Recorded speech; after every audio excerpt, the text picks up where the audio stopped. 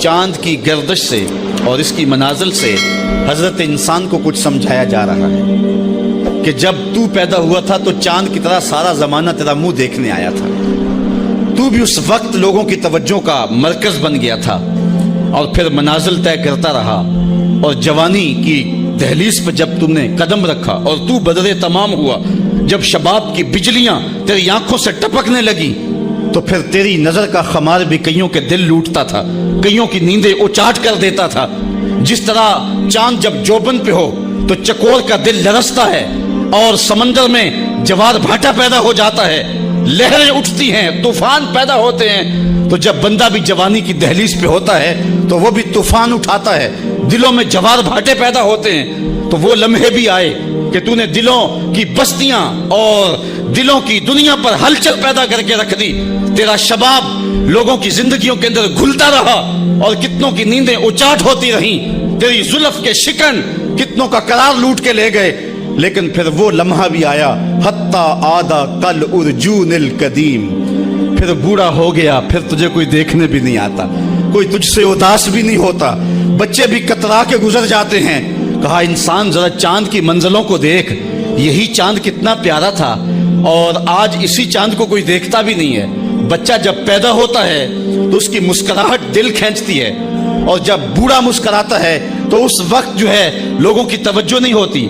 بچے کی زبان جو ہے وہ اڑ اڑ کے جب بولتا ہے تو اس کی توتلی زبان کا حسن دلوں میں نکھار پیدا کرتا ہے۔ ماں بھی بلہاری جاتی ہے، باپ بھی صدقے جاتا ہے، بہنیں بھی جو ہے وہ قربان جاتی ہیں۔ تو بچے کا ٹوٹا لہجہ اور توتلی زبان خوشیوں کی ایک لہر ہوتی ہے، لیکن جب بڑھاپے میں فالج کی وجہ سے زبان میں لکنت آ جائے، اب توتلا پن پیدا ہو جائے، اب زبان اٹکنے لگے، تو بچے بھی مذاق اڑاتے ہیں۔ ایک لمحہ وہ تھا کہ زبان توتلی تھی تو حسن تھا، آج لمحہ وہ گیا کہ حتی آدھا کل ارجون القدیم، کھجور کی ٹہنی سے جب پھل توڑ لیا جائے، اب اس ٹہنی کو کون پوچھتا ہے؟ جب تک پھل آیا نہیں تھا وہ ٹہنی اچھی لگتی تھی، مالی سنبھال کے رکھتا تھا، جڑوں کو بھی پانی دیتا تھا، اور خیال کرتا تھا کہ کوئی ایسا نقصان نہ ہو کہ یہ پودا جو ہے وہ مرجھا جائے۔ پھر جوبن پہ آیا، اور جب کھجوریں لگیں تو اس نے پھر رسیاں بھی باندھی اور کھجوروں کو سنبھالنے کے لیے سب کچھ کیا۔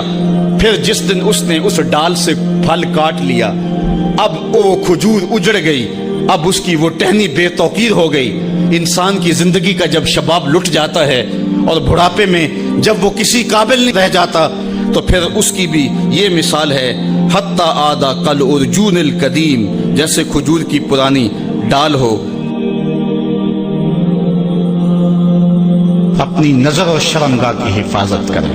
اس دور کا سب سے بڑا فتنہ یہ ہے کہ نگاہیں پاک نہیں رہی، نگاہیں غلیظ اور گندی ہو گئی، شرمگاہوں میں وہ تقدس نہیں رہا ہے۔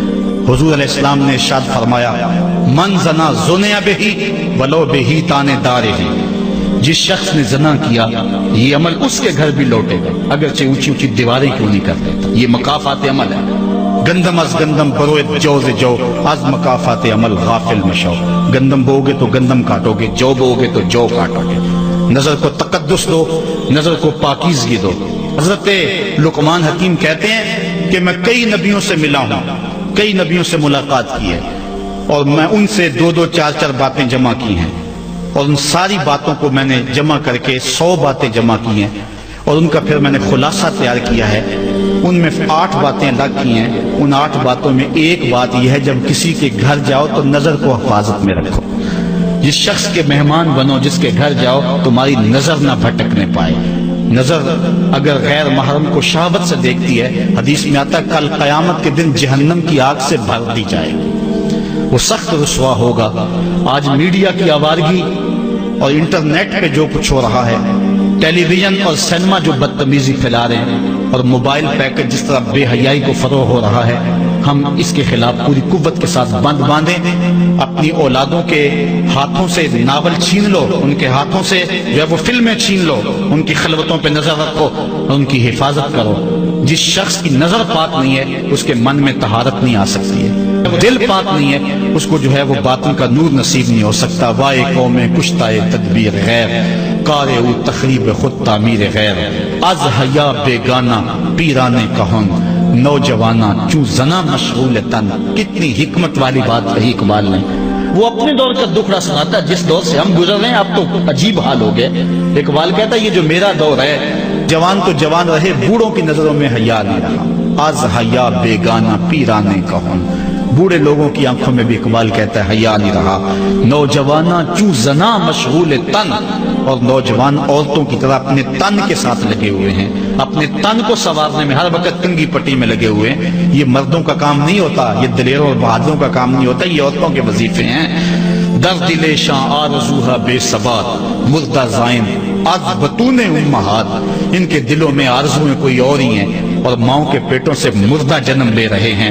دخترانے او بزلف خود اسیر شوخ چشموں خود نماؤ خود دگیر. اور قوم کی بیٹیاں اپنی زلف کی خود قیدی ہو چکی ہیں اور ہر وقت جو ہے وہ اپنے آپ کو آئینے میں دیکھتی رہتی ہیں. ساختہ پرداختہ دل باختہ ابروان مثل دو تیغے آختہ.